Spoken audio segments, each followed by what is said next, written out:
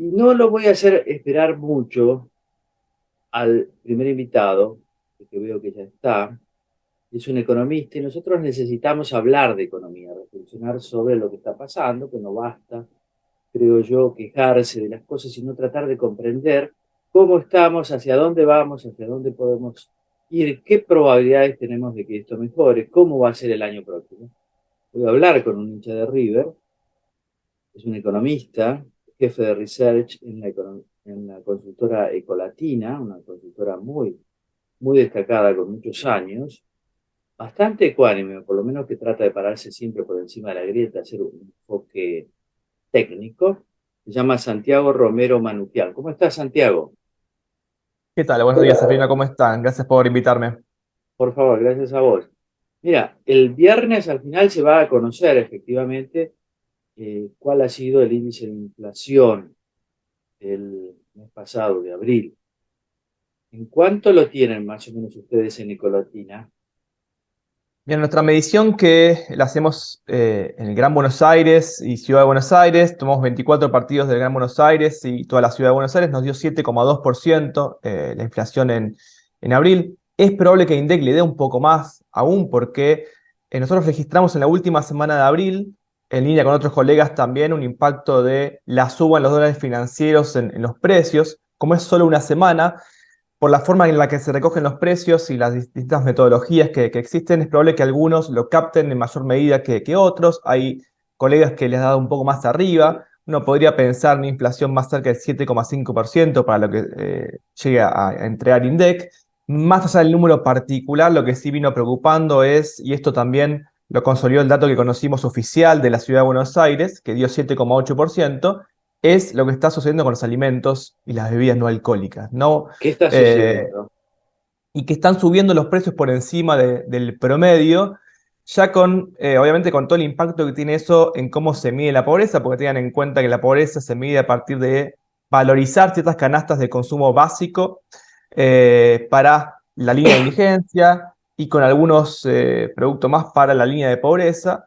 Y eso va a entregar todavía una mala noticia que tiene que ver con una pobreza que esperamos que crezca este año respecto al dato que cerró el año pasado, que recordemos en el último semestre del año pasado había cerrado en el 39%, aún con una economía que estaba creciendo, lo cual había marcado ya una anomalía histórica. En general, en los periodos donde la economía crece, eso permite la generación de empleo, la recuperación del salario y eso tiende a bajar la pobreza. Bueno, eso en la última parte del año pasado no ocurrió. Digo, fue de vuelta una anomalía y este año, para colmo, estamos esperando una recesión económica combinada con una aceleración de la inflación. Ya ni siquiera es una estanflación. Una estanflación en general es un contexto donde la economía se estanca y la inflación crece. Acá la economía directamente caería, lo que podríamos denominar una recflación, una inflación elevada con ¿Cuán- una recesión.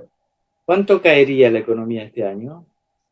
Bueno, todavía hay que terminar de ver los impactos puntuales que va a tener el principal determinante de esa recesión, que es la severa histórica sequía que está viviendo Argentina, que tiene un impacto directo por la caída en la producción agrícola de cerca del 40% respecto al año pasado. Es una caída muy abrupta, ya 3 años consecutivos de sequía y este año más severa que la de los últimos dos años. Eso ya te resta de por sí un poco más de 2 puntos del PBI. Y Claro. después están todos los impactos indirectos que trae eso, no solo sobre las actividades que están asociadas al agro, maquinaria agrícola, transporte, molienda de los granos, producto de ciertos alimentos, sino también porque al ser el principal sector que te provee de divisas a toda la economía argentina, sobre todo a la industria y al comercio, bueno, te genera un bache ahí de dólares que es cercano a los 20.000 millones de dólares por esa Un caída en la montón. cosecha, que son, para que valoricen de alguna manera, son 4 meses de importaciones aproximadamente. Es como que alguien te diga, Claro, bueno, este año tenés 4 meses de importaciones menos.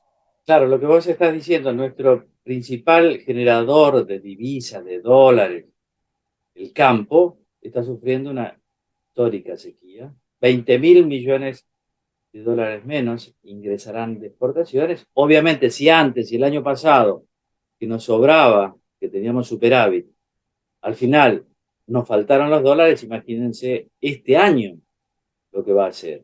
Correcto, porque Ahora, esa realidad se montó sobre una realidad ya muy de una debilidad grande, ¿no? Con la cual ya terminamos el año pasado, con unas reservas internacionales ya exiguas y con un exceso de demanda de dólares. ¿Por qué? Bueno, porque el tipo de cambio, el dólar oficial está ciertamente atrasado, ¿sí? Entonces, eso Claro. ya te generaba un problema de base previo al impacto severo de la sequía, que era, bueno, tienes que ir controlando ese exceso de demanda de dólares que tenés porque hay un dólar que es percibido como barato y vos lo vas controlando cada vez más, esto te eleva la brecha cambiaria, te eleva el precio de los dólares financieros, aumenta las expectativas de evaluación y eso te genera incentivos perversos en quienes tienen que importar y exportar. Los importadores Claro. intentan sobrefacturar importaciones para poder acceder más al dólar barato que es el dólar oficial, y los exportadores en todo caso intentan posponer exportaciones o subfacturar exportaciones.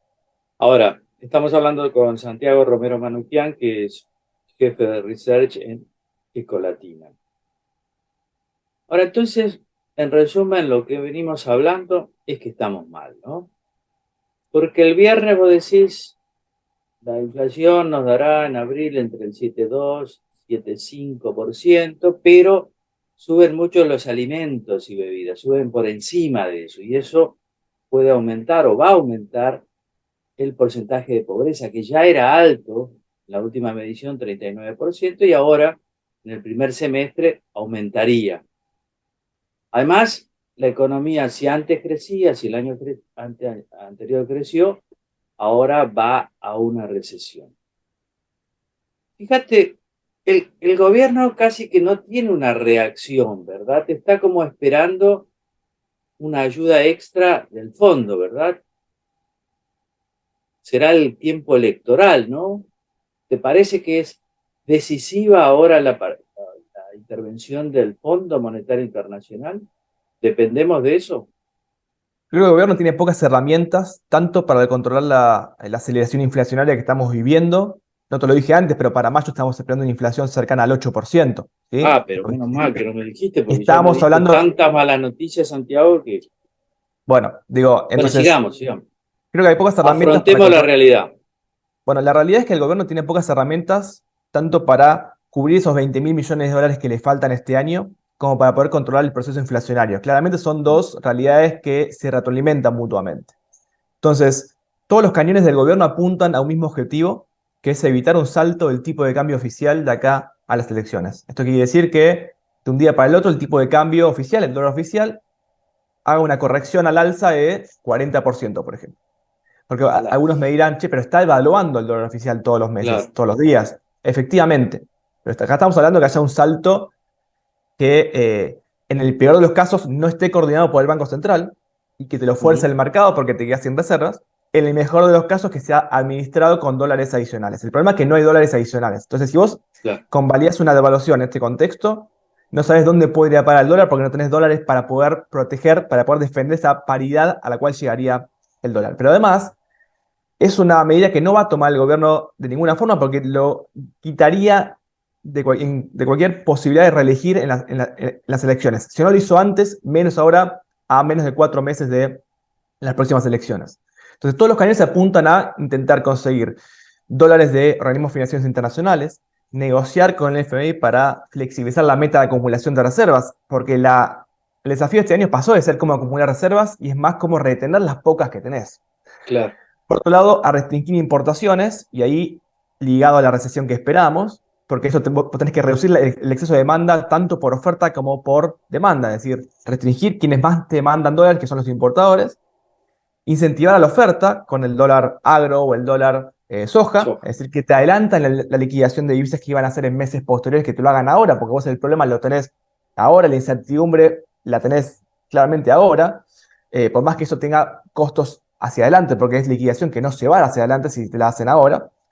Intentar de alguna manera también que los importadores tomen más crédito comercial para que no estén pagando hoy las importaciones que están teniendo hoy. Bueno, son todas medidas, un conjunto muy amplio. Activar el swap con China también tiene mucho que ver con eso. No usar dólares de las reservas para pagar importaciones de tu segundo socio comercial, que es China, del cual tenés un déficit comercial de cerca de 10.000 millones de dólares anuales. Es decir, le compramos mucho más a China de lo que China nos vende a nosotros. Perdón, de lo que nosotros le vendemos a China. Entonces, esa fragilidad que ya traíamos del año pasado, este año se acrecienta mucho y le deja al gobierno pocas herramientas, pocos conejos para seguir sacando de la galera y para Ujú. poder llegar a las elecciones. 4 meses que van a ser 4 meses largos duro, todavía. claro. Respecto a la inflación pasa un poco lo mismo, porque la O sea principal... que ahí lo que tenemos entonces lo más, porque lo del dólar soja no está funcionando, un poco porque no hay tantas toneladas de soja, otro poco porque a los productores no les conviene y lógicamente ellos guardan lo que tienen. Lo de las importaciones vos podés restringir, pero hasta un punto, porque si no perjudicás demasiado la actividad económica. Los organismos financieros internacionales, lo que nos queda es el fondo, es lo más directo que tenemos. Ahora, mi pálpito, no sé qué pensás vos, yo creo que el fondo nos va a dar, porque si no nos da, nos estrellamos feo. Y eso me parece que hay que tenerlo en cuenta. La situación es muy, muy endeble, ¿no? Con lo que estás diciendo. Sí, a ver, claramente con el FMI vos tenés una relación donde sabés que al FMI no le interesa demasiado que Argentina entre en una gran recesión porque no quiere sentirse culpable por eso, ya ha perdido bastante Claro, reputación con lo que ha venido ocurriendo en la relación con Argentina en los últimos años. Pero muy difícilmente por el propio estatuto del FMI nos puede dar fondos frescos, el FMI, fondos claro, nuevos, financiamiento nuevo. Lo que claro, sí puede hacer, y es más probable, y ya lo ha hecho en otro momento, lo hizo con Macri en el stand-by, en el acuerdo stand-by previo, es adelantar desembolsos que te iba a hacer en los próximos trimestres ahora.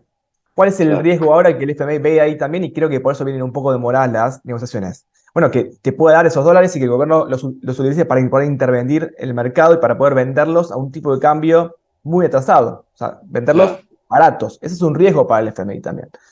Entonces, creo que la discusión viene un poco por ese lado. Porque más allá de que el acuerdo va a seguir recalibrándose, no es un acuerdo que estaba pensado para vivir una sequía como la que estamos viviendo. Entonces, Mm, acumular la cantidad de reservas que se esperaban no va a ser posible este año. Claramente, esas metas, como estaban delineadas, no se van a cumplir. Tiene que, de alguna manera, renegociarse.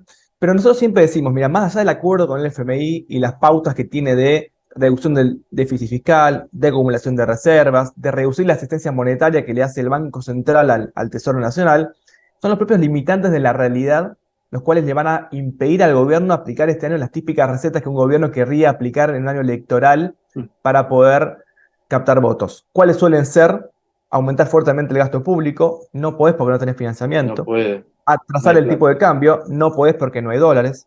Congelar las tarifas de servicios públicos, no podés. Y justamente ahora en mayo vamos a ver un fuerte aumento de las tarifas porque parte del impacto de la sequía también es quitarte recursos fiscales mediante derechos de exportación y derechos de importación. Entonces vos tenés que hacer un ajuste fiscal más alto en otras partidas, subsidios fundamentalmente, pero también algunas partidas sociales. Y hay otro capítulo también muy sensible y muy relevante, que te van a, por un lado, acelerar la inflación, pero por otro lado, bueno, beneficiar en reducir la cuenta de subsidios que necesitas reducirla y que también tiene que ver con malas praxis del pasado, porque en 2021 las tarifas solo aumentaron 10% contra una inflación Claro. que fue del 50%. Entonces estás pagando los platos rotos de malas praxis del pasado y la mala suerte del presente también. O sea, todo se juntó en este panorama, es un milagro que el oficialismo pueda ganar las elecciones. Muy difícil, ¿no? Bueno, vamos a hablar después de política, pero depende mucho del comportamiento de la oposición y si aparece una tercera fuerza que divida todo ese frente, en fin, muchas cuestiones. Hoy por hoy en economía, entonces, vos dirías, tenemos que esperar que los alimentos sigan subiendo, por lo menos en los próximos 2 meses, que el dólar se siga devaluando, que el peso se siga devaluando, perdón, ¿no? Correcto, es una inflación que nosotros decimos sin anclas desde el punto de vista de un gobierno que perdió credibilidad, un nuevo equipo económico que pretendía que la inflación en abril comenzara con un 3 adelante, recuerden, y va a ser por lo menos del doble de esa inflación, y que ha acelerado un poco lo que llamamos la carrera nominal. Es decir, Mm, la aceleración de la inflación forzó al gobierno a subir las tasas de interés, aumentar el crawling peg del tipo de cambio oficial, es decir, que el tipo de cambio oficial se mueva más cercano a la inflación para que no tengas mayor atraso cambiario. Pero eso, bueno, a la vez te retroalimenta la inflación porque es un claro, costo más que es el dólar que te va aumentando todos los meses. Entonces, no tenés ese ancla. Tampoco vas a poder tener el ancla típica de las tarifas por lo que yo decía recién. Y tampoco el ancla típica de, te diría, los salarios, porque los salarios suelen ser típicamente el ancla cuando aumentan los precios para que no aumenten más. En general el salario suele quedar rezagado, pero estamos en un año electoral donde las paritarias van a volver a reabrirse y le van a generar presión adicional a los precios. Por supuesto que con esta aceleración inflacionaria estamos esperando un nuevo año de caída en el salario real, y eso obviamente para las aspiraciones electorales del gobierno, si bien la gente no ve para cuando va a votar el nivel de reservas netas o el nivel de déficit fiscal o la asistencia monetaria directa del Banco Central, sabe muy bien que su salario está fuertemente golpeado y que es 20% inferior el poder adquisitivo a lo que teníamos, por ejemplo, en 2017. Ya van 5 años consecutivos de caída en el nivel de salario real. Y con Ahora, o esto, sea, sí. sí me decías, No, termina, digo, y termina. con esto una realidad también que está marcando un mercado laboral dual, ¿no? Un mercado Claro, laboral donde los que están protegidos por paritarias están en una situación un poco mejor y pueden indexar un poco mejor sus salarios a la inflación del pasado, pero quienes están en la informalidad son los que están más golpeados, tienen menor capacidad para poder defenderse y son los cuales están sufriendo más el incremento de la pobreza que estamos viendo. claro, ese 20% de deterioro del salario real desde el 2017 es un promedio. Es un promedio, Algunos estarán peor, total. otros un poco mejor, que son los que son protegidos por gremios fuertes que tienen paritarias acordes. Ahora, qué panorama tan complejo, porque 20% de caída es muchísimo, ¿verdad?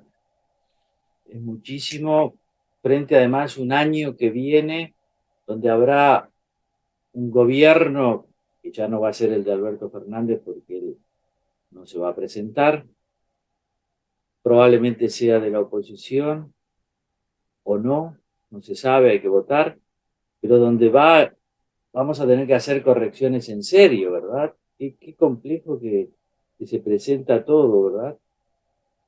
Es muy complejo y ya te diría que es un plan de estabilización que creo que es lo que necesita Argentina implementar, que no tiene capacidad para ser implementado por este gobierno porque, como decíamos, estamos muy cerca de las elecciones y en general esos planes suelen tener un impacto inicial inflacionario, porque primero tenés que, como condición necesaria, corregir unos precios relativos, Ujú. tipo de cambio fundamentalmente, y tarifas, que algo ya se está haciendo, y eso es inflacionario en el corto plazo. Es difícil evitar que tenga un impacto inflacionario en el corto plazo porque después vos vas a utilizar justamente el dólar típicamente como un ancla para poder desinflar hacia adelante. Eso el gobierno podría haberlo hecho antes, decidió no hacerlo, podría haberlo hecho cuando firmó el acuerdo con el FMI a comienzos de 2022, a varios meses de las próximas elecciones y después de las de 2021, donde ya los resultados habían sido malos para el oficialismo y no se hizo.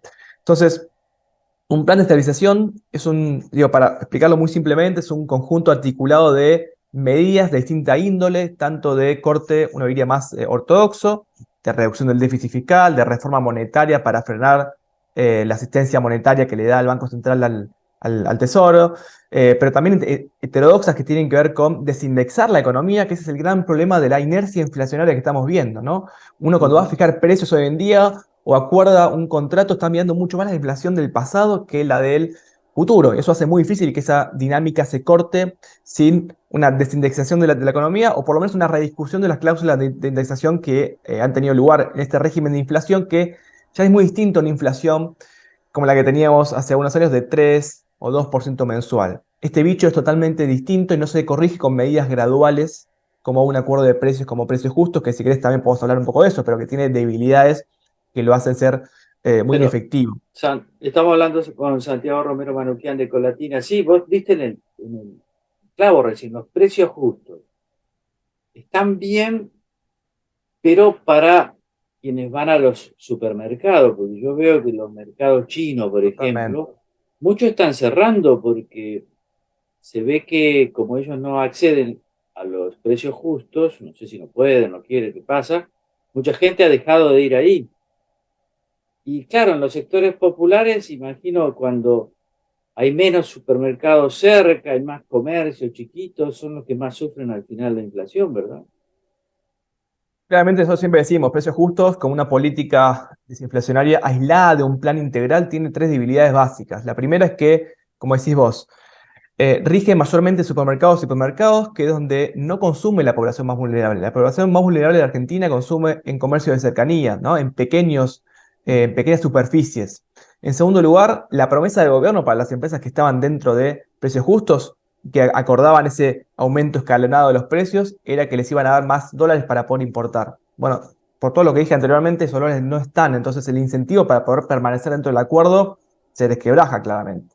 Y en tercer Claro, lugar, lo de alimentos y bebidas, ¿no? Porque es muy claro, difícil con un acuerdo así controlar precios que tienen un impacto muy fuerte de la gran informalidad que hay en el sector. O sea, es muy difícil acordar con quién acordás. Los productores están fragmentados, distribuidos a lo largo y ancho de todo el país.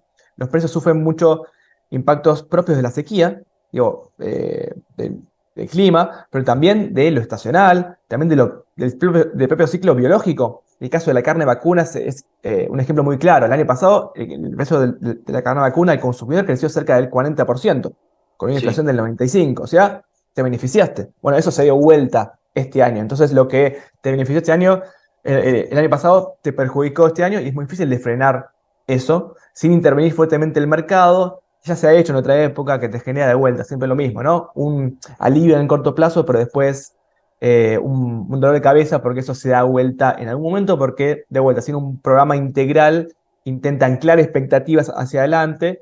Bueno, es muy difícil que eso no ocurra. es Entonces, verdad. digo, un plan de estabilización que aplique el próximo gobierno tiene que ser técnicamente robusto, pero también tiene que tener un fuerte respaldo político. Y eso es algo Claro, que resta por verse, y eso es fundamental. Y también tiene que ser creíble para el mercado. Esa credibilidad, ese respaldo político, por eso digo que no los tiene este gobierno, que está en los niveles de confianza, te diría, mínimos históricos cuando uno ve algunas series históricas. Entonces, creo que va a haber que esperar lamentablemente a un próximo gobierno para poder pensar en eso. Entonces, lo único que le queda a este gobierno en términos inflacionarios es, te diría, intentar que la inflación no siga escalando aún más de cara a lo que resta del año, que va a ser un 2023 que ya luce eterno, ¿no? eterno. Y por encima, con una inflación largamente por encima del 100%, ¿verdad? Absolutamente. Nuestra proyección está, te diría, en un piso que va a tender probablemente al 130% este año. 130%. No quiero asustar a nadie, pero digamos, cuando uno ve los números que vienen dando, No, sobre pero todo. de hecho estamos asustando porque, viste, ahora con los inquilinos, por ejemplo, con esa ley, que es una ley casi es un set de hierro, porque ahí fija claramente que hay que actualizar y cómo hay que actualizar y cada cuánto. Ya no depende del acuerdo, de parte, ¿no? Santiago Romero Manuquian, de Colatina, muchas gracias por haber hablado con nosotros. Un placer, Seferino. Gracias a ustedes por la invitación y bueno, hasta la próxima y que estén todos bien.